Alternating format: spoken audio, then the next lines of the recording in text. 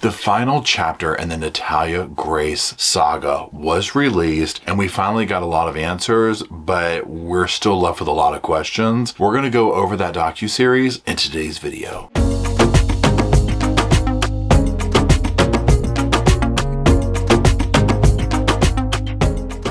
One of my resolutions for 2025 is to prioritize my mental health, my goals, all that kind of stuff, and get it to where it needs to be. Honestly, 2024, I ended on one of the most mentally depressing notes that I ever have. Now, I've always been a huge advocate for therapy. Having somebody in your corner who isn't emotionally connected to your life, but is there to help you work through your issues, I think that's invaluable. Now, I always view the new year also as a fresh start, a blank space, that kind of a thing, a place to start a new story, a new journey.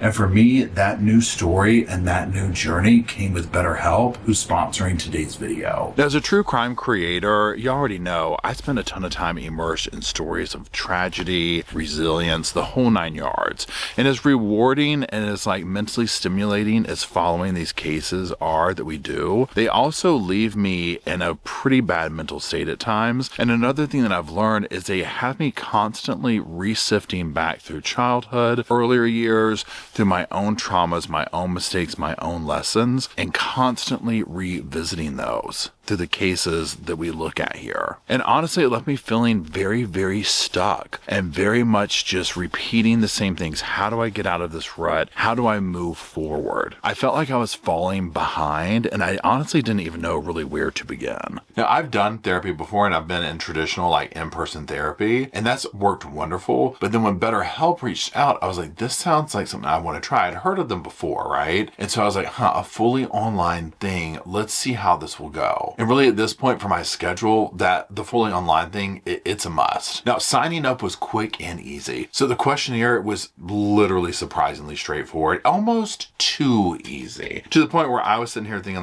okay, let's see how this pans out. Now, they ask about the type of counselor you prefer, your goals for therapy, and even unique little details, like whether you want someone formal or casual, or if you're open to getting homework from your therapist. Now, one of the style questions that they asked that really hit home with me was, do you want somebody that's going to challenge your thought processes and whatnot? Absolutely, I need that, right? Sign me up. But now I don't want it to be harsh, right? I mean, hold my hand, but challenge me. That's the good thing about BetterHelp. Their network is vast. They have over 30,000 therapists to choose from. So there's literally something for everyone out there, no matter where you're at on your journey. Now, fast forward. I got matched with a therapist really quickly, honestly. His credentials were all there, all his profile, his stuff right there. I even did a little Google check, went to his little LinkedIn, all that kind of stuff, right? And checked him out to see who he was, what he was about. Now, full transparency, I will admit, not everything that came back on his stuff was what I consider a good match for the preferences that I had outlined. But I was also Paul, has what you've been doing working for you? No. Are we trying to get us out of our comfort zone? Yes. So I was you know what, we're going to do this, because they're not deal breakers to me. They were just druthers. And on that note too, I was BetterHelp makes it so easy to switch up your therapist or whatever if you don't like them, that I was just if I get in there and I'm okay, you know what, maybe I do need to go with this over here, well then I'll just switch up. And it's no additional cost, so I'm well, what do I have to lose, right? Sign me up. He really listened, he digested everything I shared, and he laid things out in a way that felt both challenging and supportive. And his questions made me think pretty deep, and they pushed me to view situations that have literally been, I'm talking bogging me down, okay, in a new way that I hadn't before. So once it was over, literally, I'm not joking when I said 10 out of 10, I'd do it again. I immediately booked my next session. He was no, I fill up. I was I bet you do. I was send me the link for that calendar, okay? And I even told him afterward, I was I feel in this session, I accomplished so much more than I have in my traditional therapy in months, okay? He really left me with a lot of tools to help shift my perspective, ways to view past events as lessons to grow from instead of burdens to carry. And for the first time in a while, while, I felt like, you know what, I can accomplish A, B, and C, that I literally was at a point where I'm like, I don't know how I can do this. I don't know if I have it in me. I was like, you know what, I'm going to keep going and seeing this dude, and I feel like I can do this. So if you've been considering going into therapy, taking your mental health game to that next level or whatever, I highly suggest BetterHelp. They make it easy to get started. They're super flexible. You can reach out to your therapist, text, phone, video, whatever. It's so awesome the way it's set up. They have over 7,000 reviews with a 4.5 rating on Trustpilot, so you can totally trust them. So click the link in the description or go to betterhelp.com/reportinglive. That's going to get you 10% off of that first month of therapy. So go ahead, give it a shot. Hello, Sofa Squad, and welcome back to the sofa. Sofa's back there. I'm right here. Boys are out there playing with other dogs. My name's Paul. If you're new to the channel, if you're not new to the channel, my name still is Paul. Now, what we're going to be doing today is we are talking about the final chapter.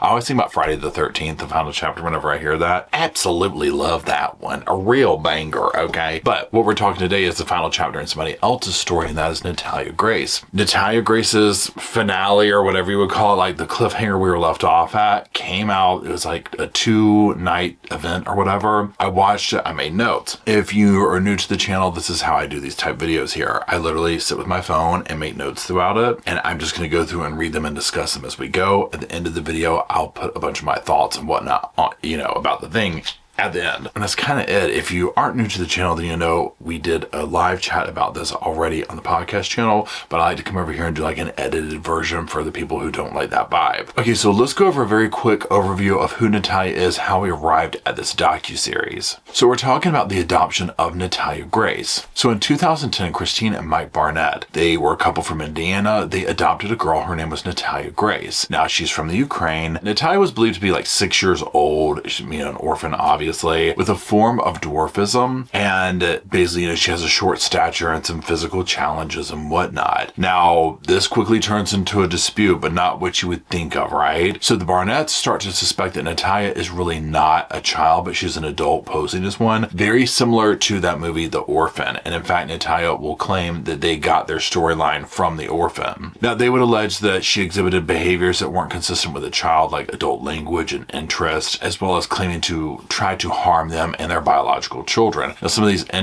adult interests, you can do the math on that, what they meant by that. Now, the Barnetts started doctor shopping, doing all this stuff, finally found people that would say, yep, she's really like 22 years old or something like that, and then found a judge that would legally change her age to that. So with this in place, the Barnetts are like, oh, okay, she's, an adult, she's not a minor, she's not our problem. So they moved to Canada in 2013. They leave Natalia behind in an apartment. They continue to pay her rent, but they essentially start cutting off all other forms of support. So essentially this child is left alone in this apartment to do what she wants, right? Now authorities, of course, step in. This is like, you can't do this. And they're like, even whatever, it's almost like you can't abandon somebody who is dependent upon you in the way that she was, whether she's 22 or a child or whatever, but especially if she's a child. Okay, so fast forward. They get in trouble, all this type of stuff. The case goes to trial 2019. Obviously, you can imagine this goes viral. The Barnetts were charged with multiple counts of neglect. Michael Barnett was acquitted in 2022. Christine Barnett's case was later dismissed. Now, of course, this all juggles around her age, and we'll get into some of the details of that as we go. That's like the gist of where everything's at, okay? So then fast forward, we see this docuseries come out. Natalia speaks, all this type of stuff. So these are key players to keep in mind because there's a lot of names in this. Natalia Grace is, let's say,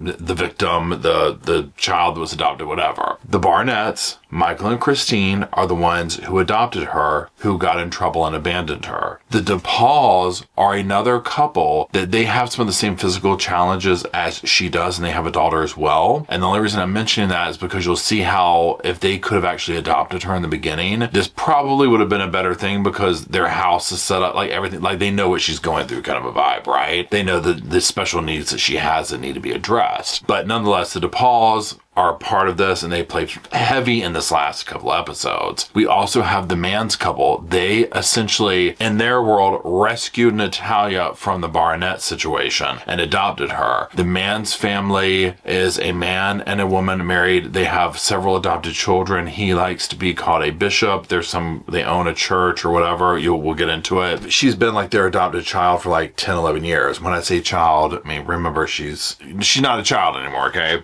Maybe mentally in many ways, but, you know, legally or whatever, no. So, Natalia Grace, the Barnetts, the DePauls, and the Mans, buckle up.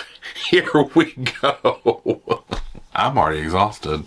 Let me get my thing right here. I'm gonna have to clock off and take a damn smoke break. I don't even smoke. Okay, here we go. Now, the first thing I'm going to go over is like kind of like the recap or whatever of the whole situation. Natalia says that they made everything up from that movie Orphan. She says that Mike Barnett is the real monster, and that she was terrified of Christine, and that she was beat a lot, meaning Natalia was beat a lot by them. And remember what I said about the movie Orphan. The DePauls tried to adopt her, but it just didn't work out. The DePauls said it was a red flag how quickly the Barnetts got Natalia, and at one point the Barnetts started asking the DePauls, like, hey, did you ever question Natalia's age? Because Natalia was like staying with the DePauls and whatnot before the Barnetts came in the picture, but whoever had Natalia at that point accused the DePauls of calling CPS on them. So the DePauls being able to adopt her went out, it was like, done. We don't want you to have anything to do with her anymore. Okay. Now, of course, the DePauls were like, question her age? No. Like, to them it was a no-brainer. It's like, this was clearly a child, right? So there's that. Now, 2010, she's diagnosed, meaning Natalia, with reactive attachment disorder, which means she can't bond with family members due to trauma. Natalia says that Christine pepper sprayed her in the face over not knowing the answer to her homework one time, and that this was kind of like the regular behavior that she was subjected to in that house. Now, Christine starts making her do things and say things that she's older than she is. So Christine's like, you know, if people ask you're really this age, or say this or say that. And then at one point she comes in there and she like cuts Natalia's hair off, puts makeup on her and takes photos, and then sends them off to some dude trying to hook her up. And Natalia was like 7 years old at this time. And the guy, they interviewed the guy, and he's like, yeah. I was like, that's a kid.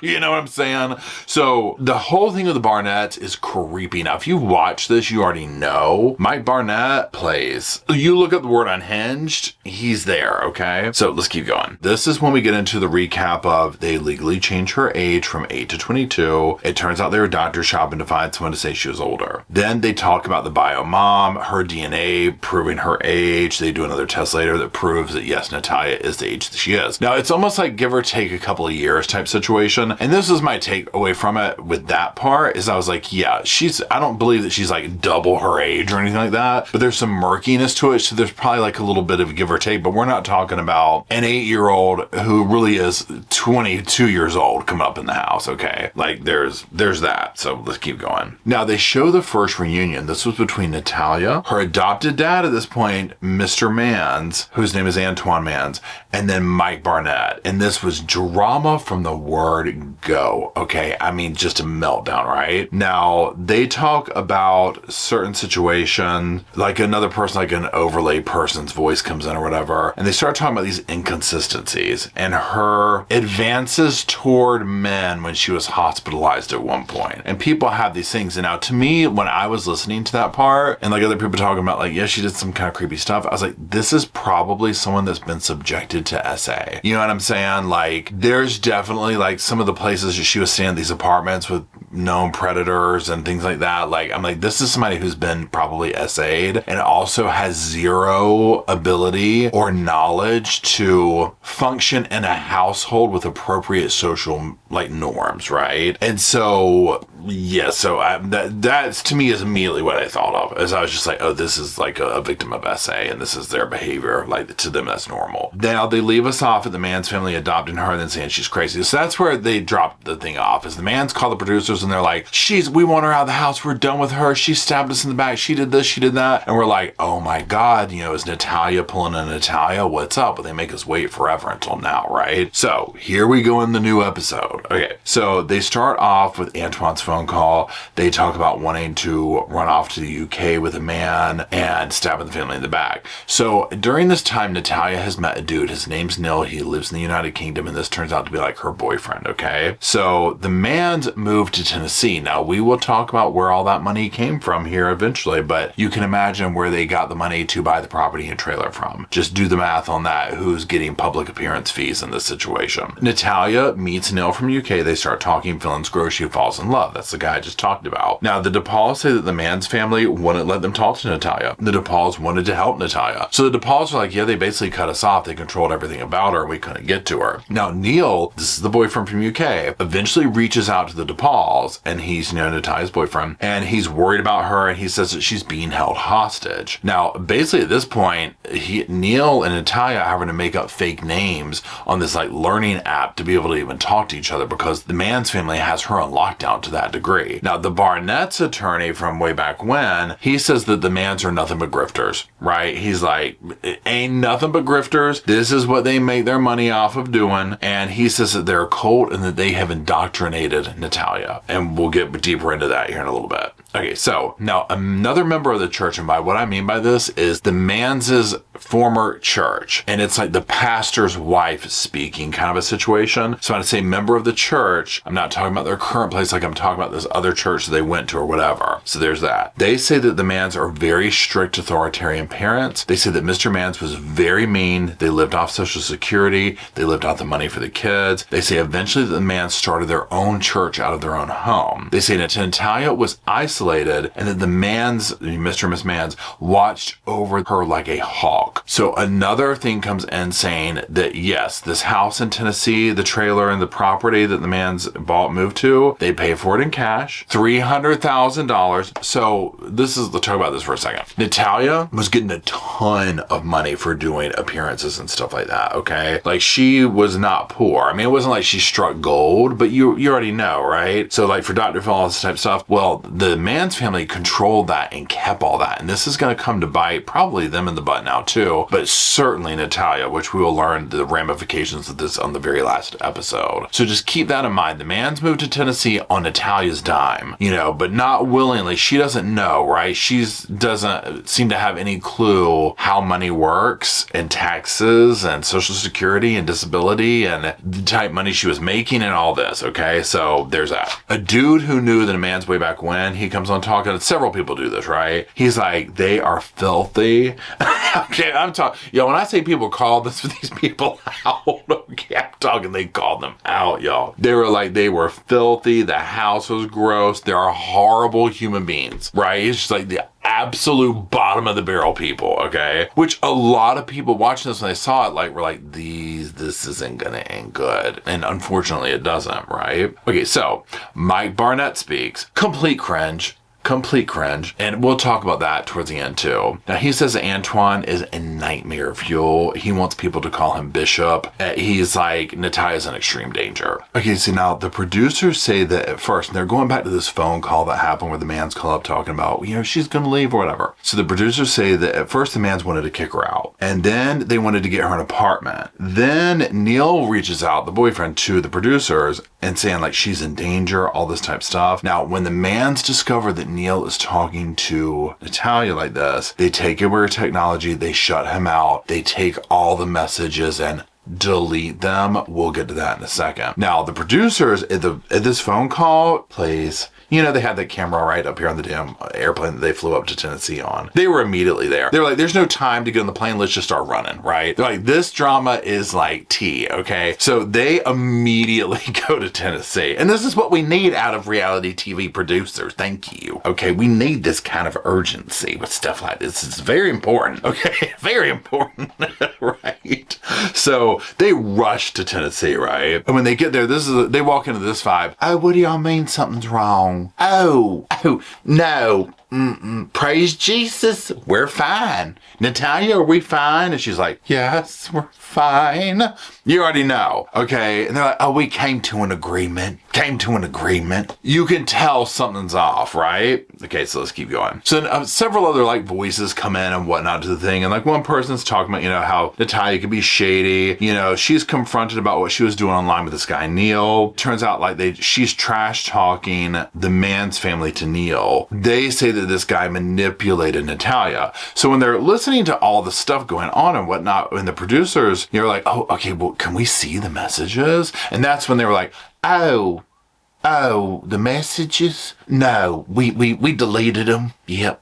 God told us to. You handle the rattlesnakes. Rattlesnake said delete. So we deleted them. I mean, it was like that, right? And that's where Natalia was like, yeah, we don't have them. And I'm just like, therein lies some good stuff. And we'll get, I think, a soft launch answer to this in a little bit. But for now, just know, watching it like all the way through, it was like, there's something up with that, right? Then, they're talking to Natalia about this. And she's like, I never would have thought about moving out. But, I met this guy, and he sent me on my way. And you're just listening to it and your heart honestly kind of breaks for it. Like, no matter how you might feel, it's like, if this is all legit, right? Because you have to question, this is reality TV, so you have to question everybody's motive. But you're sitting here listening to it, I'm like, girl, is anybody getting harmed, right? Are you being exploited by this dude? Are you vice versa, whatever? Like, you can talk to who you want to talk to, right? You're 20 something years old. You're going to want to move out eventually. And so, it's so clear to see that, it's like when you see somebody getting manipulated, that is so obvious, but because of their life experiences, they don't see it, they don't know. And no one hopes that that's the case, right? Okay, so then the mans are like, they had to cut internet off so this can't happen, and then the mans are basically talking and they're like, she needs to properly court someone in the church, okay? She needs to properly court, okay? We're gonna have 3-4 rattlesnakes. And the only reason I say this is because literally the mans are giving off like rattlesnake cult, okay? I'm sorry, but like, there's just that vibe coming from them. I don't trust them for all, they're not gonna throw them. Okay,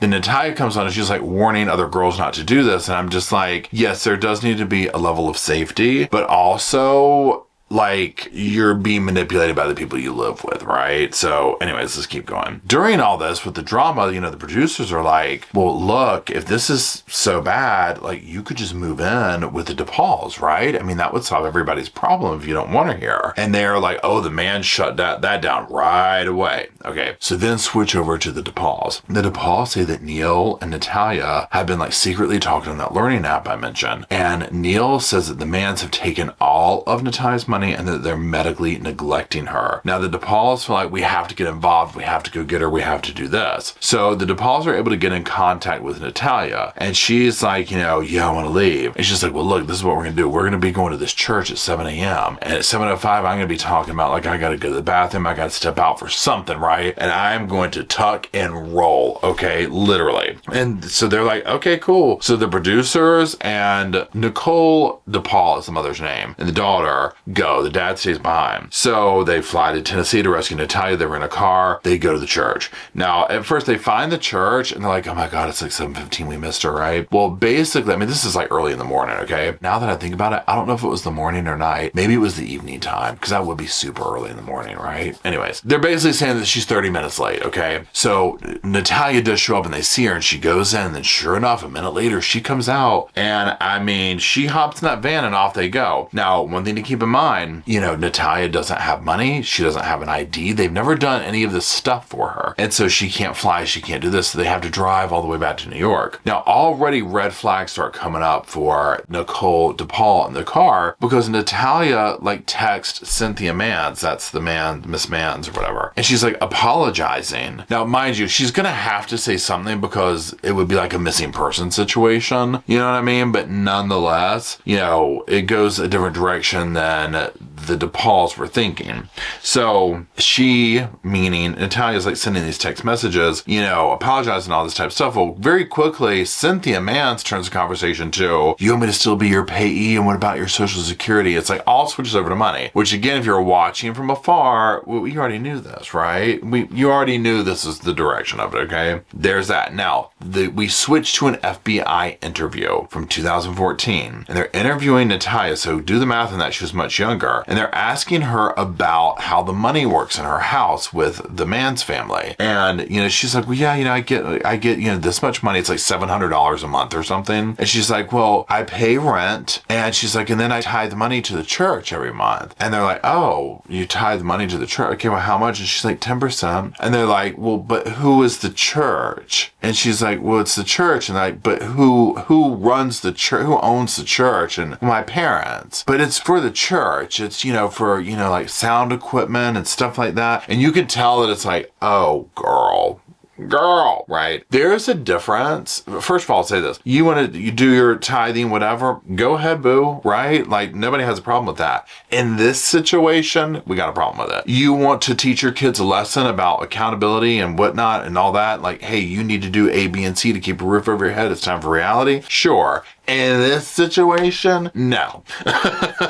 Not when they're ripping her off in every direction they can, right? It's so low. I'm just like, seriously, you're even going to take her disability money under that, guys? Even more so, it's like if she had been like failure to launch scenario, she's got certain needs that they were neglecting, right? This is not a regular situation. And I'm not trying to make it out like, oh, she's helpless, whatever. It's not even that. It's like there's so much going on with it. So anyways, let's keep going. Okay, now during this whole time in documentary, whatever you want to call it, Cynthia and Nicole's, the two moms basically, the DePauls and the Mans, will get on the phone and talk and all that. I mean, they all have words, right? I mean, vehemently. And so the fact that Natalia will keep up a relationship with Cynthia and Antoine Mans is shocking, especially once you hear the way that the DePauls have to speak with them on the phone. Okay, so the DePauls want to work, through Natalia's brainwashing. They drive her back home to New York. Natalia says that she feels trapped and stuck in the Mans. She says that she regrets how she left, but she still calls them mom and dad and whatnot. Now, at one event that comes up, it says that they have her Cash App. They never got her ID. I already mentioned that. One event comes up where it's like Christmas time or whatever. And so the DePauls are like, well, we're going to like Cash App you $100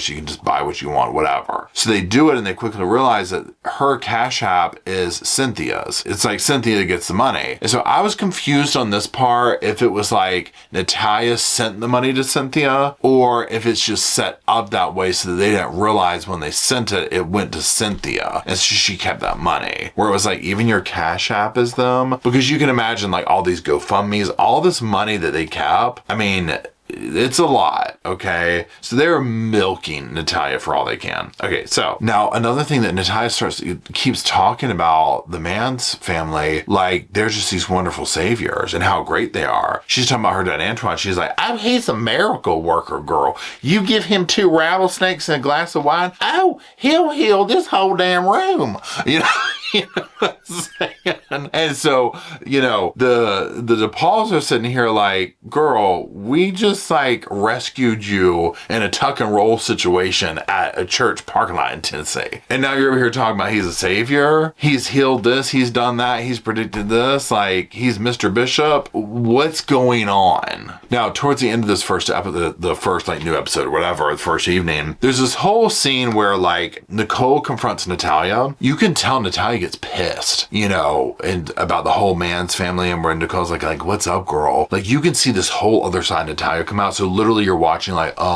maybe everybody was right. Like what's going on here? So then people start speaking out through, and this is in the documentary or whatever, about firsthand witnessing the abuse that was done at the hands of the Mans family to others and Natalia, right? Another lady, Anna, I believe is her name, she's interviewed and she comes out, she's singing their praises, she's doing this, that, and the other and whatever. Well, then they show evidence of her on the phone trashing the Mans, before she went on camera and did this. This is a theme that we see with everybody that deals with the Mans is on camera, they speak highly of them, but amongst their people or whoever, off the record, whatever, they say horrible things about them. It's just how the Mans family is able to get away with the crimes they're committing. Okay, so there's another guy, his name's Matt, not the Matt I was talking about earlier. He was like with Anna or whatever. They lived with the Mans at one point. They had kids together. Well, Anna and Matt's kids Anna turned her kids' custody over to the Mans family. So that's one reason why she's like, oh, they're great. I mean, they have her children, right? So she's trying to protect that. And, Matt's talking or whatever. And he's like, no, she's just being nice because they have the kids. Like they are literally the last people that should have these children, right? Like it's not a good situation. So now Matt will describe one day where he's like coming in the church and he hears like this kid screaming or whatever and like these horrible noises. And he goes down to the basement to see what's up. And he witnesses Antoine brutally beating Natalia with a belt. He says that Natalia is very scared of the Mans. Natalia won't answer any questions about abuse when asked by the producers. And then the producer lady, who's kind of like the narrator in this, she's basically like, I think that the Mans have something on Natalia, some kind of dirt on her. And then that ends. So we go to the next evening. Okay, so the DePauls say that Natalia does not want help. Natalia is very shady about a lot of stuff. She has excuses for everything. There's evidence where she vilified another kid in the Mans house house in the same manner that what was done to her, basically. And they say it seems like she's covering up for the mans, and they too are just like, they've got something on her. That's all we can think of. They have something. They are blackmailing her. Something is going on here. So the DePaul's daughter and Natalia strike up a bond. They have this, similar situations and whatnot, and they kind of get the sisterly bond going on. Now, Nicole DePaul states that Natalia's story changes on who she's around. Now, they talk about this other incident, they meaning the DePaul's family. And so basically the mom is like, one day I'm like coming down the hall and I hear these noises, like moaning and stuff. They're the kind of noises you would hear in like an adult movie, right? And she's thinking like it's her husband, almost like, she's like, I was going to bang on the floor and be like, hello, you were so obvious. Like, what are you doing? Like, put your earbuds in or like something, right? And she's like, but then I start hearing the name Neil being called, and she realizes, oh, it's Natalia, probably doing phone stuff with Neil in UK. So this is such a thing that they put, I'm looking at it right now, the sound things that I have in my room, they soundproof her room over it. We'll talk about that in a minute towards the end, but it's like this whole thing. Well, of course, Nicole's like, okay, so if she's doing this here, like what was she doing at the man's house, and what kind of stuff do they have on her? Okay, so then, that all happens with the noises and whatnot. Nicole DePaul thinks that the man's family has like,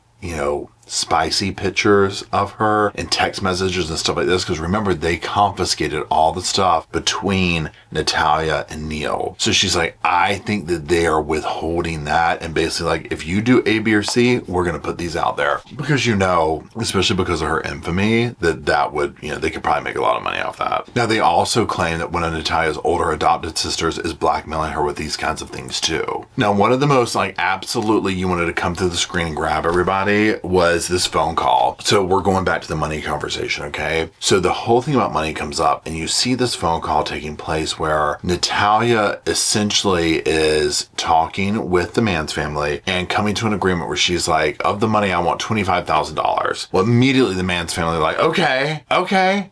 Well, sure, we'll do that, sure. And so even like Nicole DePaul was like, yeah, I'm sure there was so much more money, because they jumped on that immediately. But then they were basically like, okay, well, you have to sign a thing that, if we ever sell the house, you're not going to come for it, you're not going to do this, you're not going to do that. Remember, they paid for it all with Natalia's money, right? So they're being kind enough to do 25 grand, because we're getting ready to get into the ramifications of what they've done to her, okay? She signs that agreement, and then Nicole tells Natalia that the way that it's presented is you hear this clip on the phone where the man's family is basically saying like, and what I mean by the man's family is Cynthia Mann's, and she's like, will you tell Neil not to say one thing about us, and we won't say anything about him. So to me, there's another level of this code for the stuff that probably Natalia is saying is probably really, really bad, because just what we've seen is really bad, and they are probably saying, they probably have like stuff that would embarrass them, right? So it's like a mutual destruction kind of a thing. Okay, so then after that,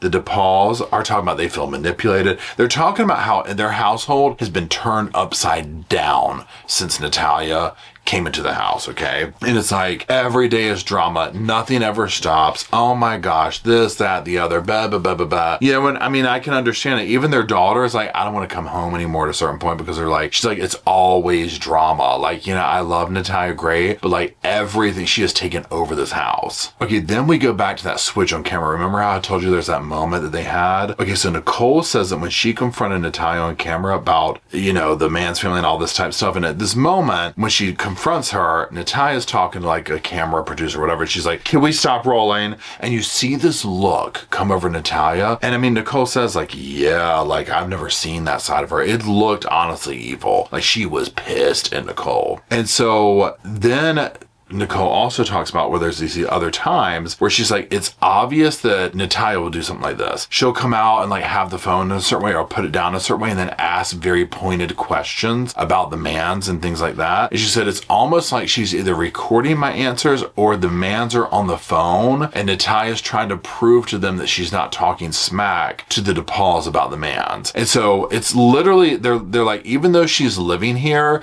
they are still manipulating her, and then in essence runs my household. Like, that's how toxic these people are, meaning the man's family. They figure out, because, they obviously have cameras around the house and whatnot for the recording and all this. So they figure out that Natalia knows where to go hide off camera to like talk to the mans and do all this stuff. So they add more cameras to the house. They keep going on. The house feels weird. No one's happy. Then Nicole DePaul wants to confront the mans. She tells the mans to buy Natalia a house. They won't do it. She's like, why haven't you done this or gotten her surgery and all this? They don't want to hear it. So then Natalia is like, I don't want to be here anymore. I want to go back with the man's family. And you're like, what?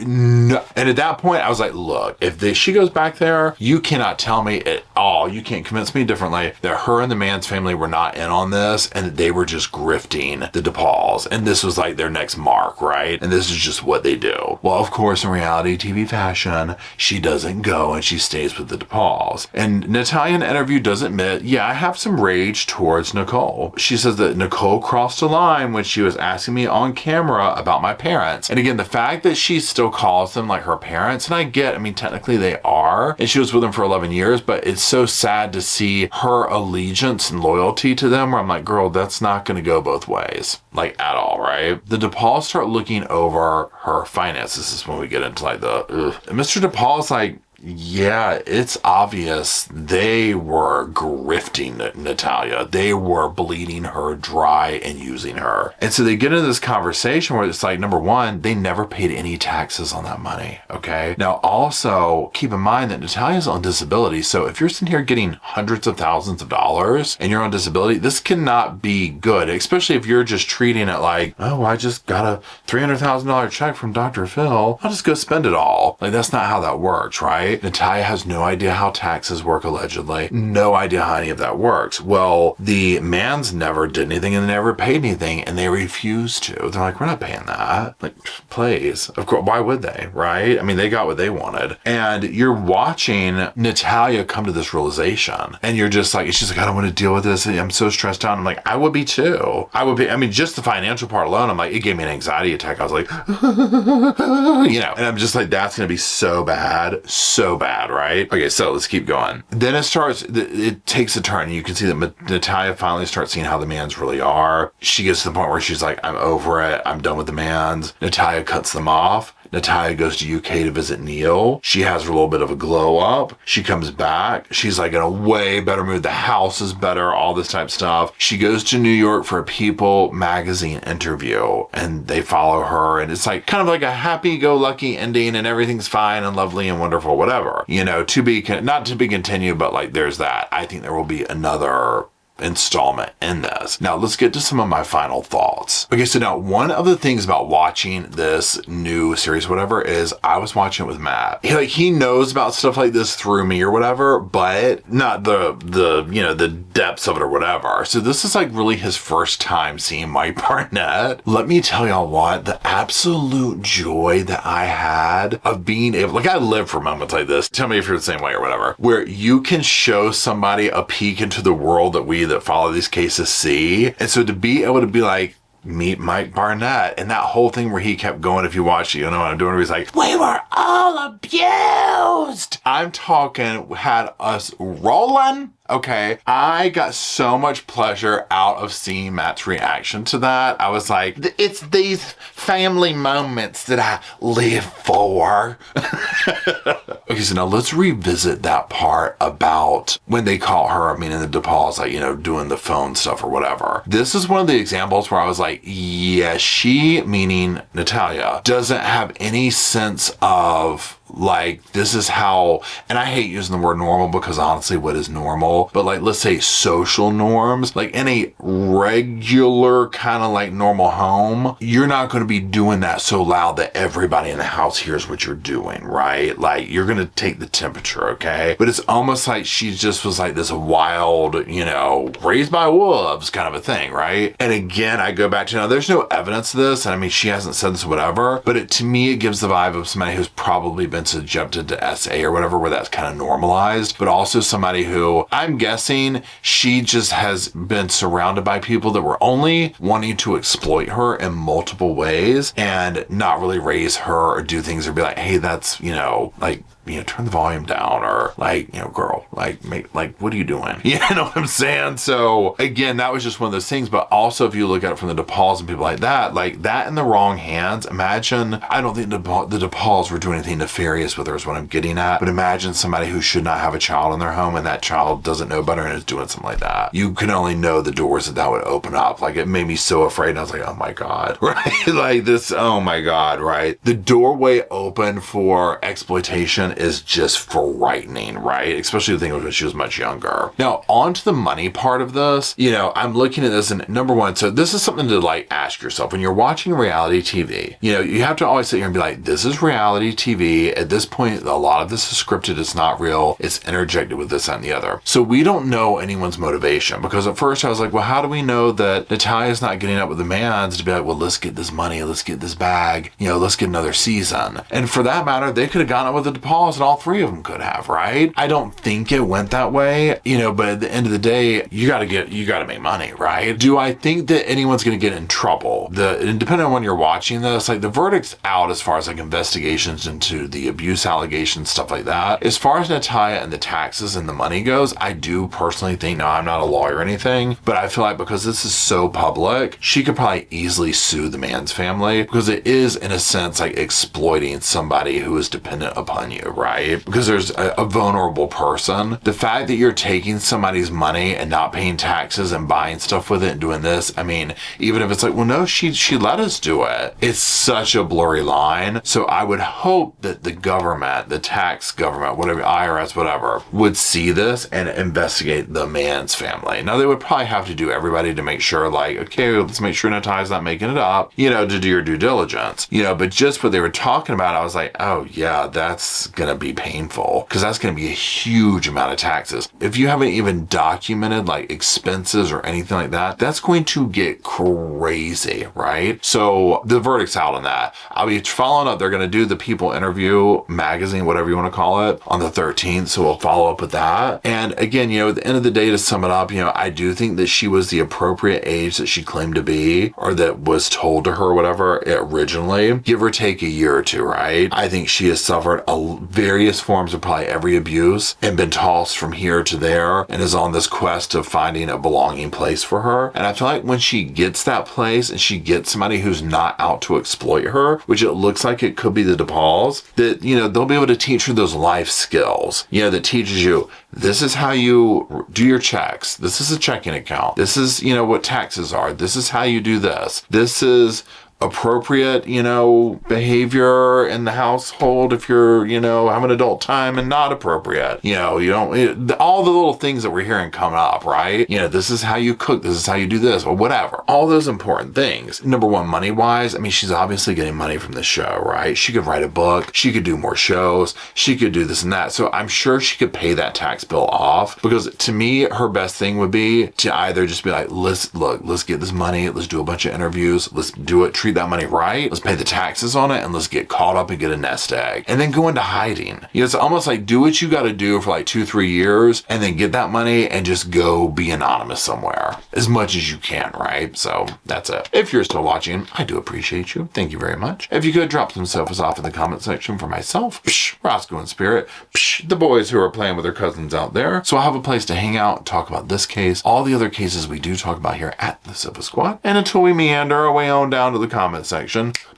I'll see y'all soon. I just wanted to say thank you again for watching the whole video, and also thank you for being part of the Sofa Squad. Special thanks to all the Patreon members, channel members from both of my channels, everybody who likes, shares, subscribes, comments in the comment sections. It helps the channel out so much. Now, don't forget, I do have that other channel, the podcast channel. That's where we go live, we hang out, we talk. We have kind of sort of a schedule, but just be sure and check it out. I'll put it up here on the screen. And then, like I said in the beginning of the video, if you want to follow me and Rosco on the Instagram, go on, check it out. It's right here on the screen again. But once again, thank you very much. I really appreciate you being part of the Sofa Squad, and I'll see you in the next video.